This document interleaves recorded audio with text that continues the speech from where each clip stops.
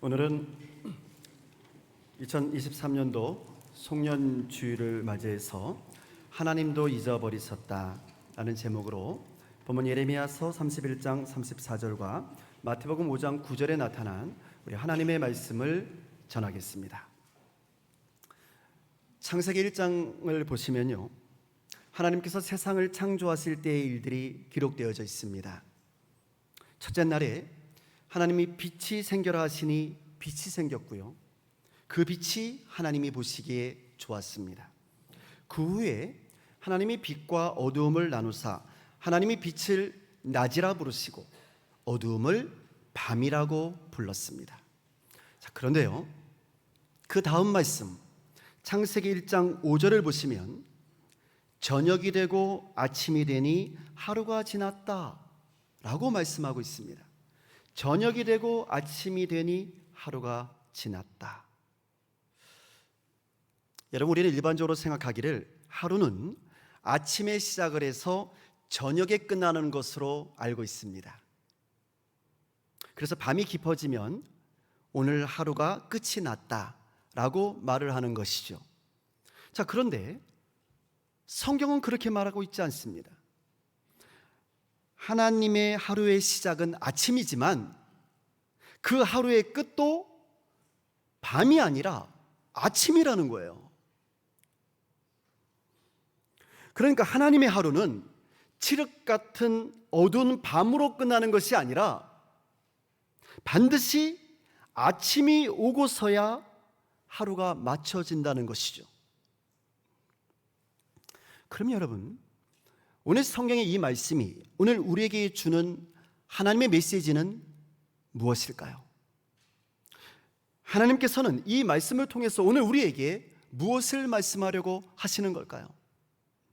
하루의 시작은 아침이지만 하루의 끝도 아침이다. 하루의 끝이 밤이 아니라 아침이다.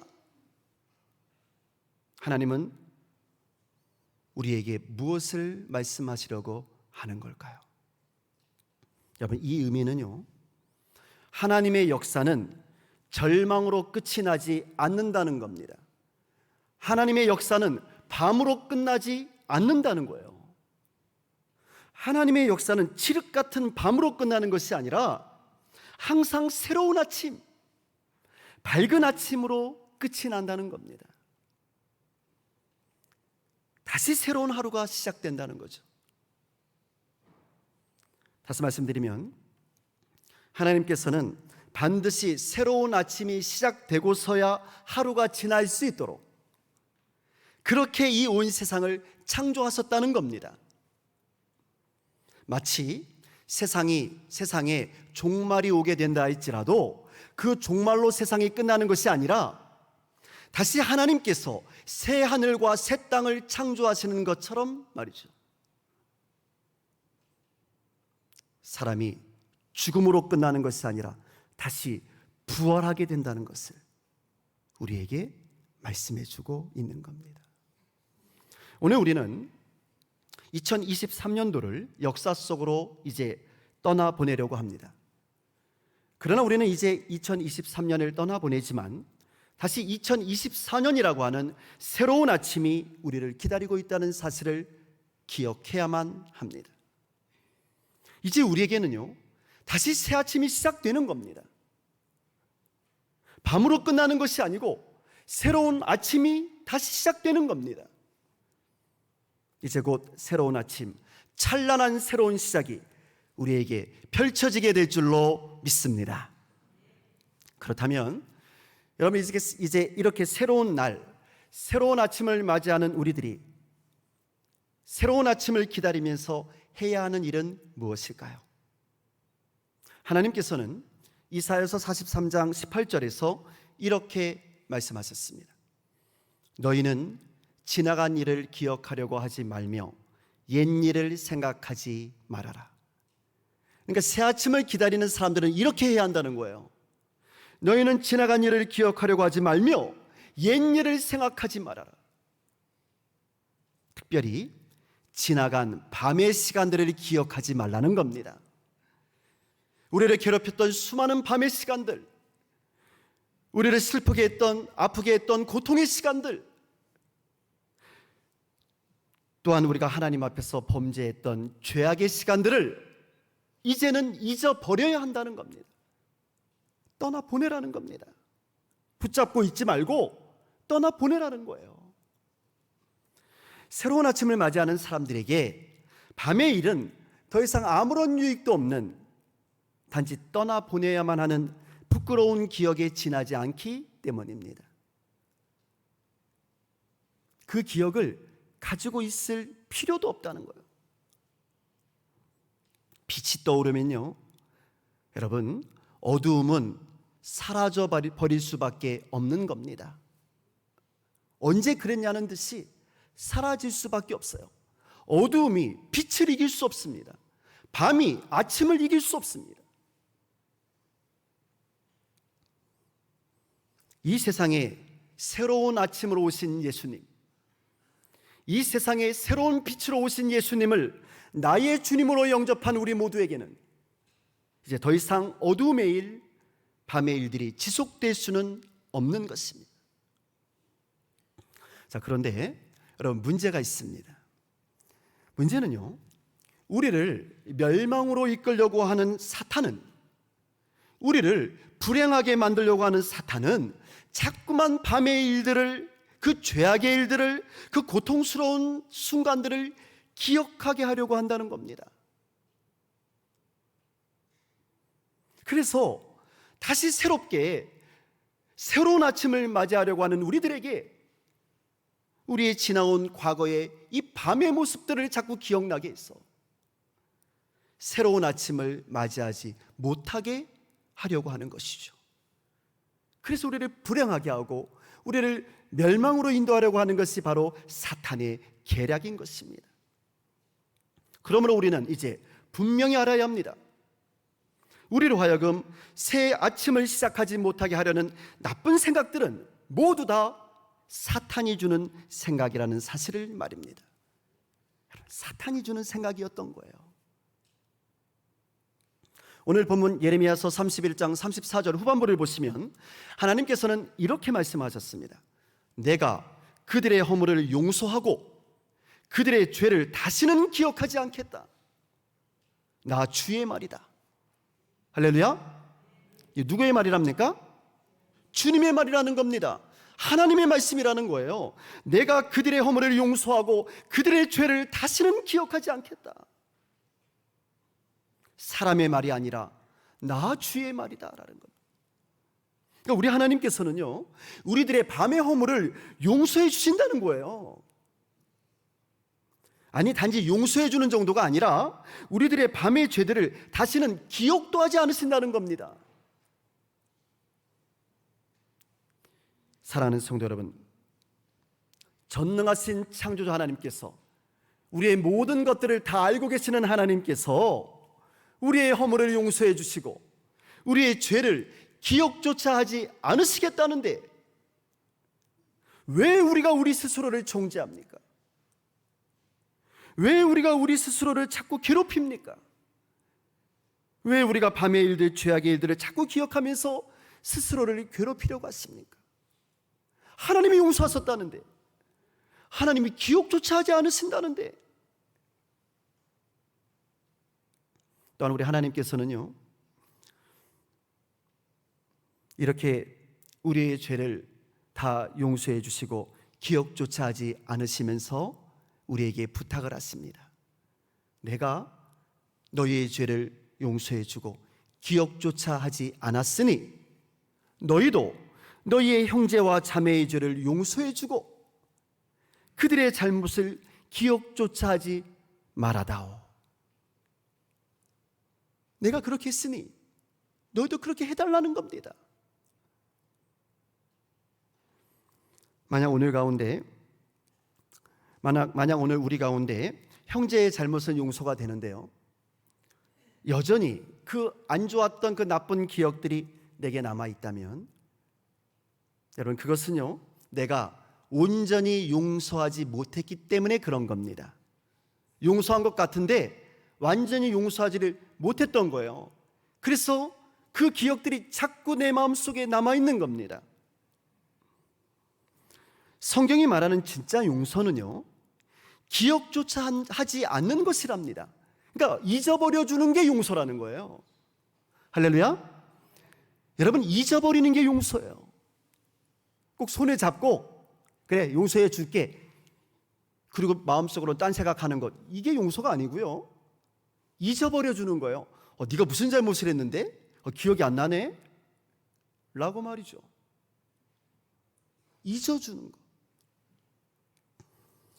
나의 마음을 아프게 하고 나를 힘들게 한 그 사람이 내게 한 그 일을 그냥 잊어주는 겁니다. 그것이 성경이 말하는 완전한 용서입니다. 하나님께서 그렇게 하셨다는 거예요. 자, 그러면 성경 우리가 왜 그렇게 해야 한다는 겁니까? 두 가지 이유가 있는데요. 그 첫 번째 이유는 뭐냐면 우리도 하나님 앞에서 죄인이었기 때문입니다. 그래서 사실은 우리도 하나님께 나의 죄를 용서해 달라고 기도하고 있거든요. 자, 그런데 예수님께서는 우리가 하나님께 용서를 받기 위해서는 우리가 먼저 우리에게 죄 지은 사람을 용서해 줘야 한다는 거예요. 그래야 너의 죄가 용서받을 수 있다는 거예요. 여러분, 예수님이 가르쳐 주신 주기도문을 보시면요, 예수님께서는 이렇게 말씀을 하셨습니다. 우리가 우리에게 죄 지은 자를 사하여 준 것 같이 우리 죄를 사하여 주시옵고. 그러니까 우리가 먼저 우리에게 죄를 지은 이웃의 죄를 용서해 줘야지만, 그래야지만 하나님께서도 우리의 더 큰 죄들을 용서해 주신다는 거예요. 만약에 우리가 우리에게 잘못한 사람의 죄를 용서해 주지 아니하면 어떻게 되는 걸까요? 여러분 한번 생각해 보세요. 우리가 우리에게 잘못한 사람의 죄는 용서해 주지 않으면서 교회에 나와서 맨 앞에 앉아서 하나님 저의 죄를 용서해 주세요, 용서해 주세요 라고 기도하면 하나님께서 우리의 죄를 용서해 주는 걸까요? 하나님께서 우리에게 뭐라고 말씀하실까요? 그래, 용서해 줄게. 그러면 용서받고 싶으면 너의 이웃의 죄도 용서해 줘. 이게 우리 하나님의 말씀이에요. 이게 우리 예수님이 가르쳐 주신 거예요. 그런데 우리는 형제의 죄는 용서해 주지 않으면서, 형제하고 화해하려고는 하지 않으면서 하나님 앞에만 나와서 기도하며 용서받을 줄로 착각한다 그 말입니다. 착각입니다. 말씀대로 해야 되는 겁니다. 주님께서 가르쳐 주신 대로.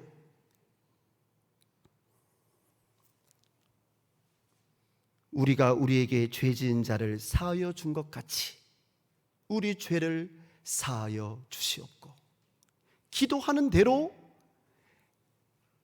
행해야 되는 겁니다.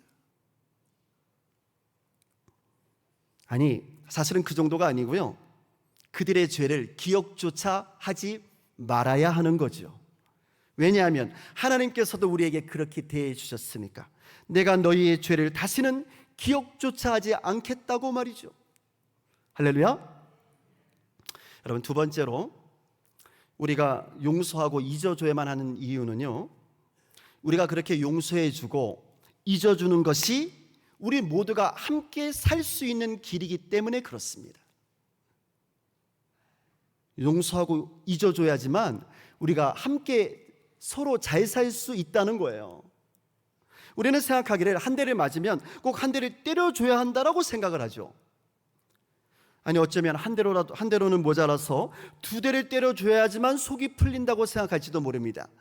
그렇게 하는 것이 이기는 것이라고 생각할지도 모르죠. 그리고 어떻게 해서든지 싸워서 이겨서 상대방을 무너뜨려야지만, 그래야지만 내가 승리하고 잘 사는 길이라고 생각할지도 모릅니다.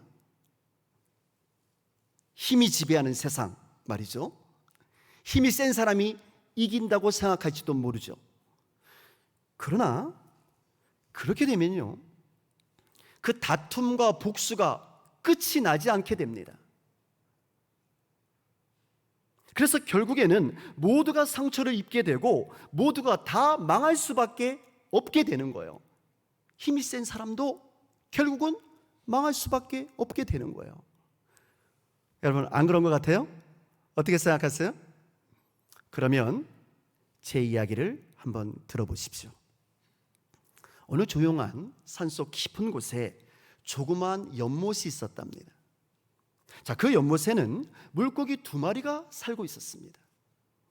사이좋게 잘 지내던 이 2마리 물고기가요, 어느 날 싸움을 하게 됐습니다.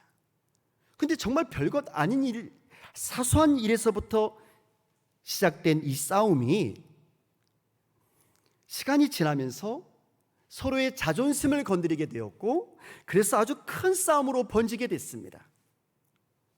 결국 이 2마리는요, 목숨을 걸고 싸우게 됐습니다.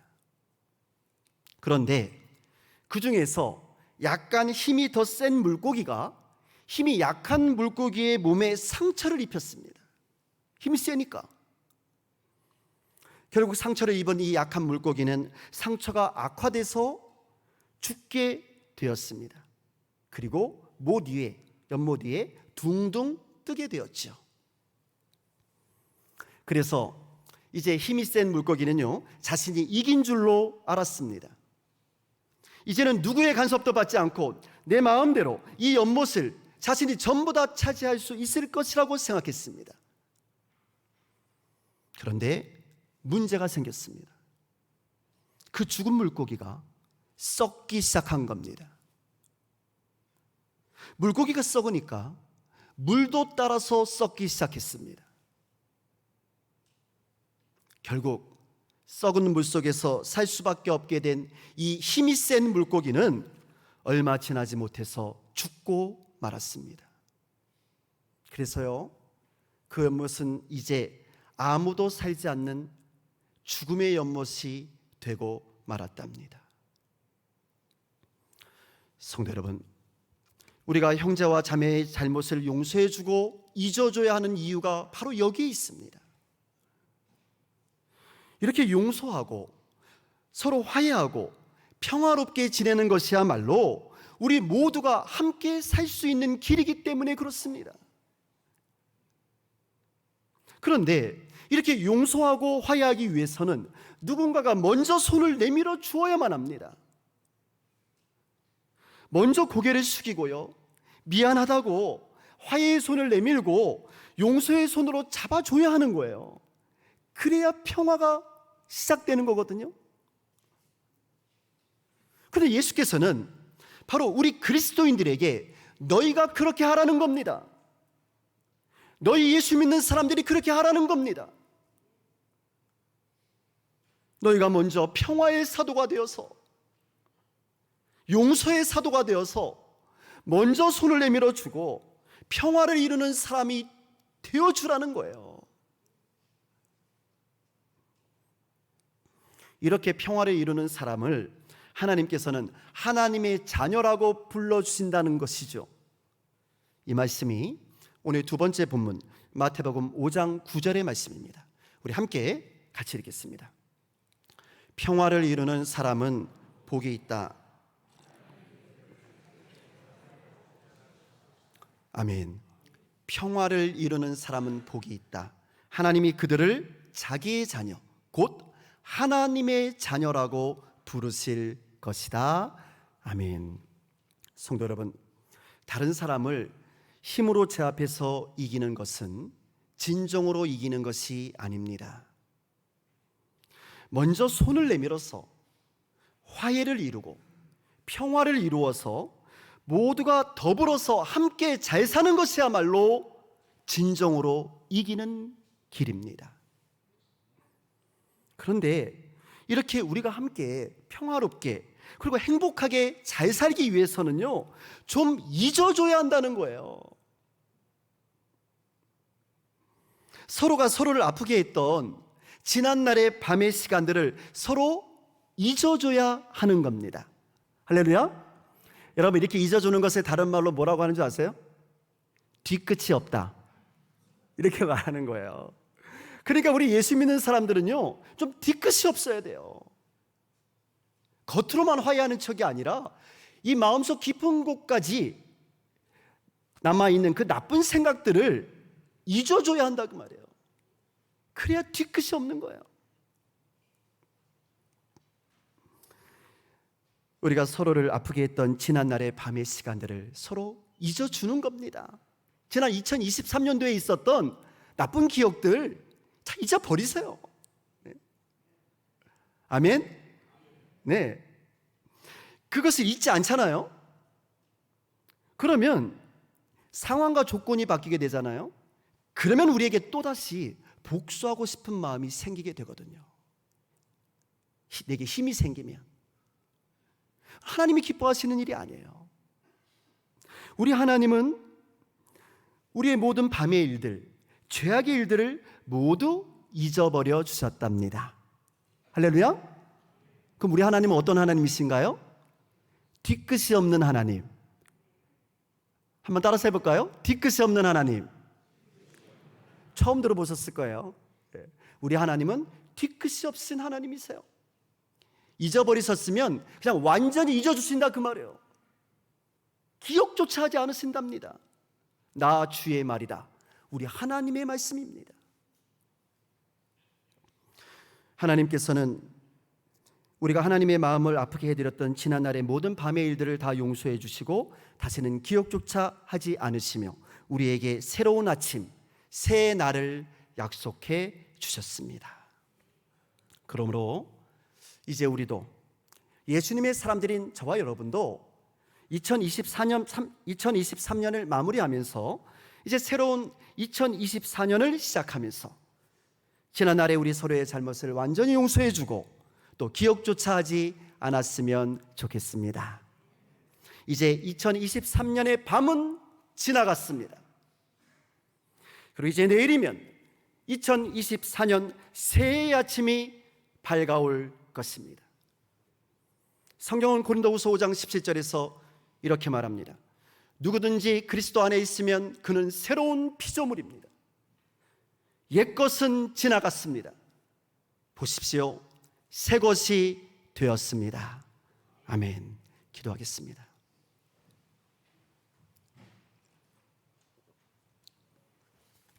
참 좋으신 하나님 아버지 감사합니다.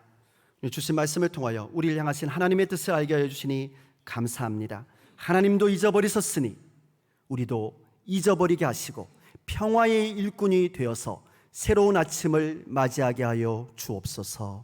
예수님의 이름으로 기도드리옵나이다. 아멘.